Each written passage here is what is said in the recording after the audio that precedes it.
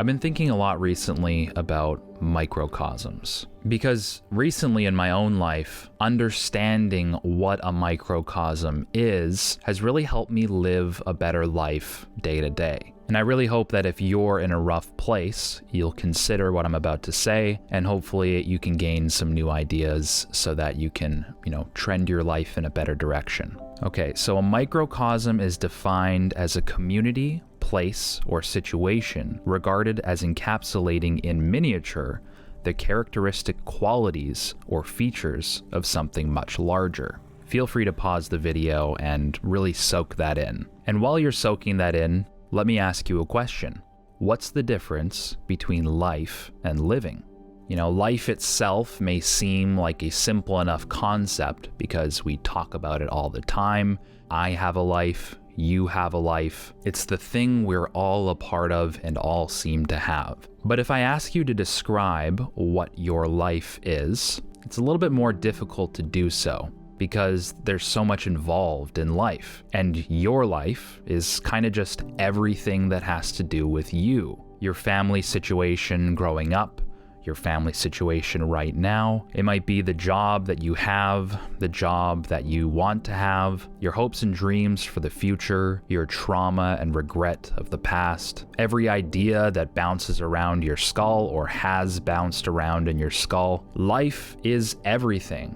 And since it describes everything, it also kind of describes nothing in particular. It's an all-encompassing idea that is basically just a theme and a concept, something we're all familiar with, but none of us truly understand. Living, on the other hand, is something that we experience, something that you're doing right now. Living is something you've always done and something you always will do. Because by definition, before you were living was before you were you. And when you stop living, you will stop being you.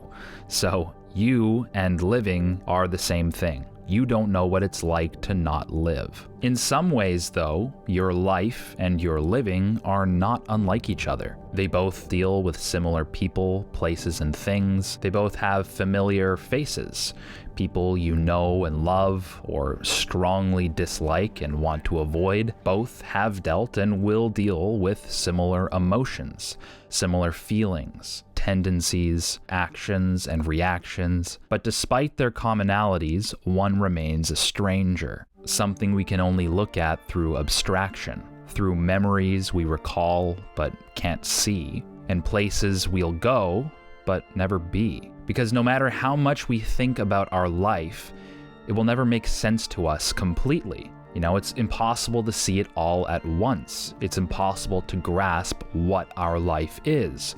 We only see fragments and patterns and themes. And in a lot of ways, that's exactly what life is. It's a pattern of moments strung together. It's the overarching theme of decisions that we've made in days like today. So if we take a step back and we think about our entire life, and we don't like what we see, we're basically saying we don't like the pattern. We don't like the theme. If life is everything all at once and living is the day-to-day, then by definition, each day is a microcosm of life. Each day we live is a situation that encapsulates in miniature the characteristic qualities or features of our life. And when we start to realize this, we'll start to realize that life isn't really something we can interact with. We don't have access to our life.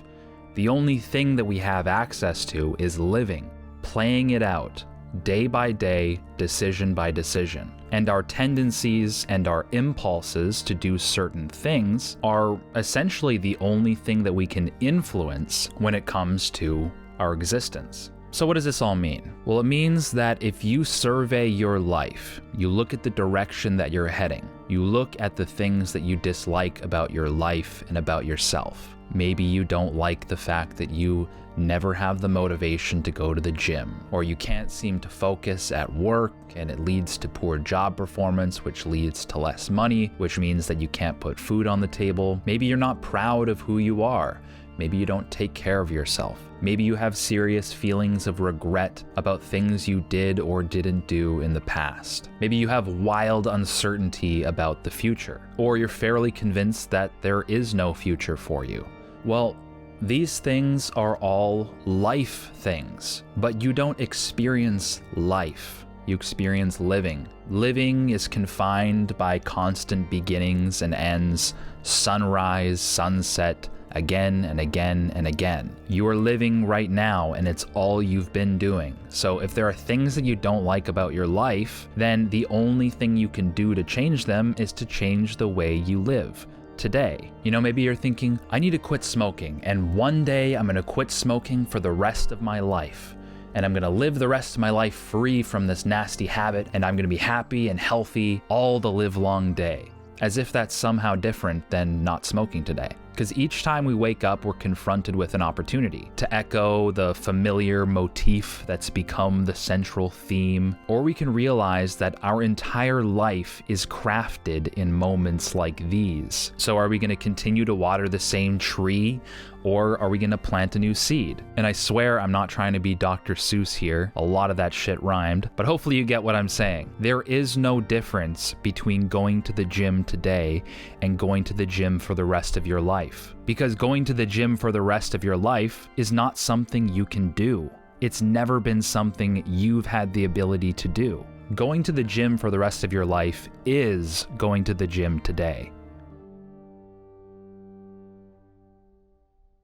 A big thank you to Athletic Greens for sponsoring this video. You guys know that I'm a big fan of AG1 and have been taking it every single morning for about 2 years. AG1 supports your energy, focus, gut health, immunity, and mental clarity, all without the need to take multiple products or pills. And I really do feel better when I'm taking it, and I think that's because there's basically no competing with the amount of vitamins and nutrients in one scoop of this stuff. And the fact that it's sourced from whole food ingredients and superfoods means that it's extremely bioavailable, unlike so many multivitamins that you can buy off store shelves. AG1 comes in a form that is super useful to your body, and your body just soaks it up, goes yum, yum, yum, yum. Thank you so much. I feel great now. So if you guys are interested in joining me in this very simple health optimization habit, then if you use my link in the description below, you also get a year's supply of the vitamin D3 and K2 complex, which I also use every single morning. And you also get 5 AG1 travel packs with your first purchase. So once again, use my link in the description below to take advantage of this offer. And thank you so much to Athletic Greens for sponsoring this video.